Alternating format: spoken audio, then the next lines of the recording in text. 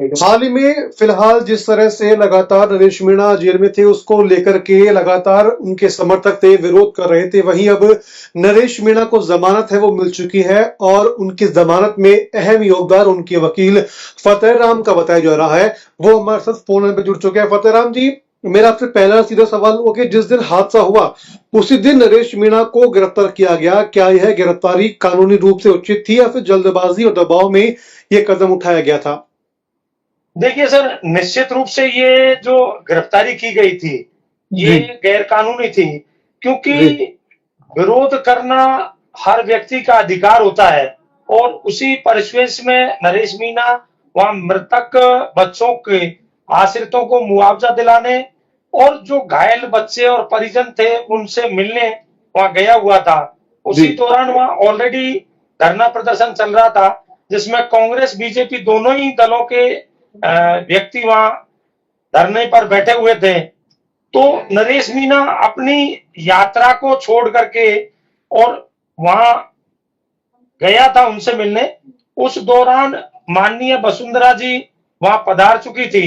तो जी उनके पधारने को लेकर के और प्रशासन एकदम से हरकत में आया और वहां धरनार्थी जो लोग थे उनको साइड किया। चूंकि नरेश का जिस तरह का विचार और विचारधारा है वो जी थोड़ा सा अग्रेसिव नेचर का है, जी और उसी के चलते बाकी के लोग साइड हट गए। नरेश भी वहां जिस जगह ये एफआईआर कराई है वहां धरने पर था ही नहीं, नरेश दूर जी था और इंडिपेंडेंट अलग ये उस पे थे। आईसीयू को या हॉस्पिटल का जो बाधित करने का जो आरोप लगाया वो गलत है। लेकिन फतेहराम उस जी, जो हॉस्पिटल ये कह रहा है कि भाई जो हमारी एम्बुलेंस थी उनको वहां पर असुविधा हुई, वहां पर स्टाफ को परेशानी हुई, उसमें बाधा नरेश मीणा की ओर से डाली गई है। नहीं, अगर निश्चित, जी हाँ, जी निश्चित रूप से जो एफआईआर में जो कंटेंट है, जी अगर उनको पुलिस डिपार्टमेंट की और इंडिपेंडेंट लोगों की वीडियो फुटेज को अगर आप देखें तो जी उसमें क्लियर दिखेगा कि कहीं भी नरेश उस हॉस्पिटल परिसर के आईसीयू के आसपास भी नहीं था, अन्य जी लोग थे। बावजूद इसके नरेश को डिटेन कर लिया और उसमें दूसरे दिन गिरफ्तार कर लिया, तो निश्चित रूप से गलत था। और इसी को माननीय न्यायालय ने आधार मान करके और नरेश की बेल याचिका मंजूर कर ली। ठीक है। सरकार बार बार नरेश की आपराधिक पृष्ठभूमि की बात करती है, आप इसे कैसे खारिज करते हो? जनता को कैसे भरोसा दिलाएंगे कि ये मुकदमे हैं वो राजनीतिक है? देखो, मैं निश्चित रूप से नरेश की जो लिस्ट है, जी टोटल 28 मुकदमों की लिस्ट है। जी 28 मुकदमों में से 14 मुकदमों में वो बरी हो चुका है।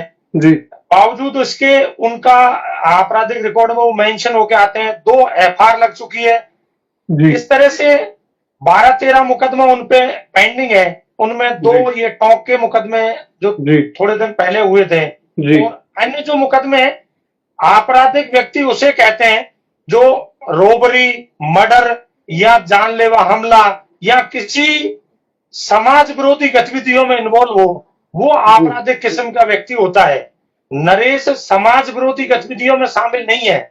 जी नरेश के ऊपर जो भी मुकदमा है वो निजी क्राइम से रिलेटेड नहीं है, समाज को व्यथितकारी क्राइम नहीं है, सरकार के अगेंस्ट धरने प्रदर्शन के हैं।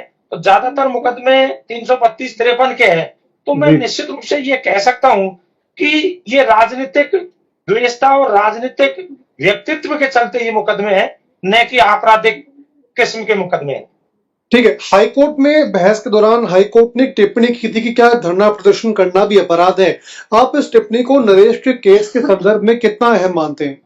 देखो, मैं निश्चित रूप से माननीय न्यायालय का सम्मान करता हूं और माननीय न्यायालय की जो क्वेरी थी, पीपी साहब ने जो ऑब्जेक्शन किया था कि साहब ये कंडीशनल बेल थी, तो माननीय न्यायालय का जो मत है, क्योंकि जी इंडिपेंडेंट है और मैं माननीय न्यायालय की सर्वोच्चता पर कोई टिप्पणी करने से मैं निश्चित रूप से बचना चाहूंगा, जी क्योंकि माननीय न्यायालय हाई कोर्ट और सर्वोच्च न्यायालय सुप्रीमो है और कहीं न कहीं उनको दिखता है जी सरकार की या अन्य ऐसी जांच एजेंसी की गतिविधियां दिखती है, तो जी निश्चित रूप से न्यायालय उस पर टिप्पणी करने का अधिकार रखती है। पर चूंकि मैं बीइंग ए लॉयर, जी मैं माननीय न्यायालय का सम्मान करते हुए उनके द्वारा जो कहा है उसके बारे में मैं नहीं कह पाऊंगा। जी ये जी मेरी वैधानिक मजबूरी है। जी जी। इसके अलावा आदित्य साहब ने बताया कि लगभग 13 से 14 मामलों में नरेश मीणा है वो बरी हो चुके हैं, तो बाकी के जो मामले हैं उसमें आपकी रणनीति है वो किस तरीके से रहेगी? देखो, निश्चित रूप से नरेश के सभी मुकदमों में जमानत हो चुकी है और जी जो कुछ तथाकथित मुकदमे अभी पेंडिंग बताए हैं, उन पर वो मौके में मौजूद नहीं था और उनके समर्थकों द्वारा रास्ता रोकने का, एक टंकी पर चढ़ने का, इस तरह के मुकदमे हैं जिसमें निश्चित रूप से नरेश का व्यक्ति से रोल नहीं है और इसीलिए अब मेरे सामने सरकार को भी इस तरह की अवैध गतिविधियों से बचना चाहिए कि उसको अन्य किसी मुकदमे में डिटेन किया जाए या गिरफ्तार किया जाए, क्योंकि सबको विदित है कि उस दिन का जो घटनाक्रम घटित हुआ वो वहां हॉस्पिटल परिसर का था, उसमें नरेश का इन्वॉल्वमेंट नहीं था, पर चूंकि नरेश का अग्रेसिव नेचर था और उसके चलते उसको डिटेन कर लिया और गिरफ्तार कर लिया। चलो, एक प्रकरण तक फिर भी हम ये मान सकते हैं कि उसमें जमानत मिल गई, लेकिन अब अन्य प्रकरणों में अगर उसे गिरफ्तार करते हैं तो जी। निश्चित रूप से ये सरकार के लिए भी ठीक नहीं होगा। चलिए भद्र राम जी, बहुत बहुत शुक्रिया आपका तमाम जानकारी देने के लिए आपका। Thank you sir. थैंक